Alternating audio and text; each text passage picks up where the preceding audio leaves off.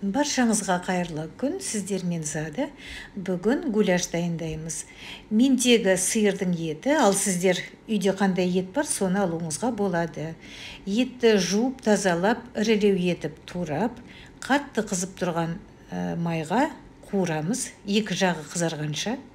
Одан кейін еттің бетіне 50-60 мл су құйып, отын азайтып, қақпағын жауып, шамамен 1 сағат 20 минуттей бұқтырып қоямыз.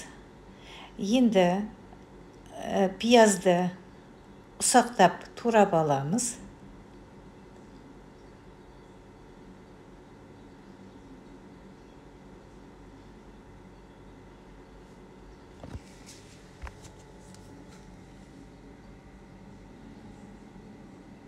Міне чеснокты да осы пияздың көлемінде етіп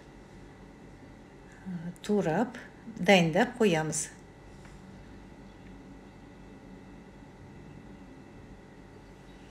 Мінекей еттің суы суалып, дайын болып қалды. Енді отын көбейтіп, етке дәмдеуіштер саламыз.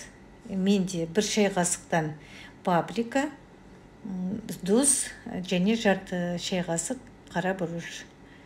Жақсылап араластырып алғаннан кейін пиязымыз бен чеснокты саламыз.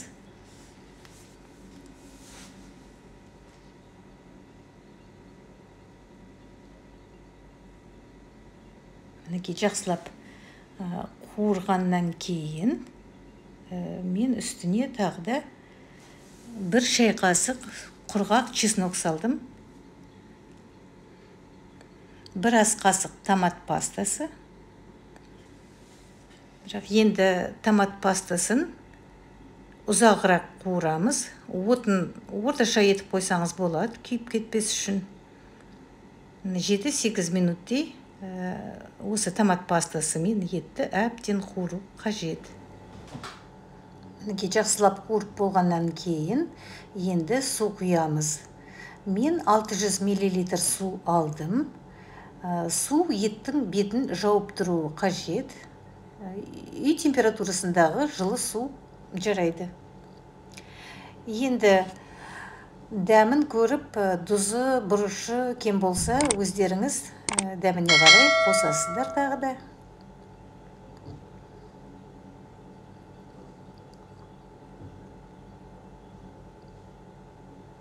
Қатты бір қайнағаннан кейін отын баяулатып, бұқтырып қоясыздар.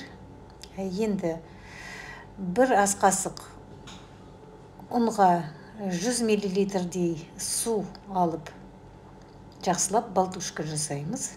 Оннан судың жартысын құйып, мен түйіршіксіз етіп араластырып алдым. Одан кейін судың қалғанын құйып, енді еттің үстіне құямыз. Осы баяу отта қайнай берсін жайлап. 20-30 минуттай осылай бұғып тұра берсін. Енді мен гарнирға ракушки алдым, ал сіздер қалауыңыз бойынша макароны, түрлі макарон бар ғой. Күріш, немесе гречка, немесе картофельное пюре алып, отбасыңызға пісіріп беруіңізге болады. Мен осылай дайындаймын отбасыма. Өте дәмді болады. Сіздер де дәл осылай дайындап көріңіздер.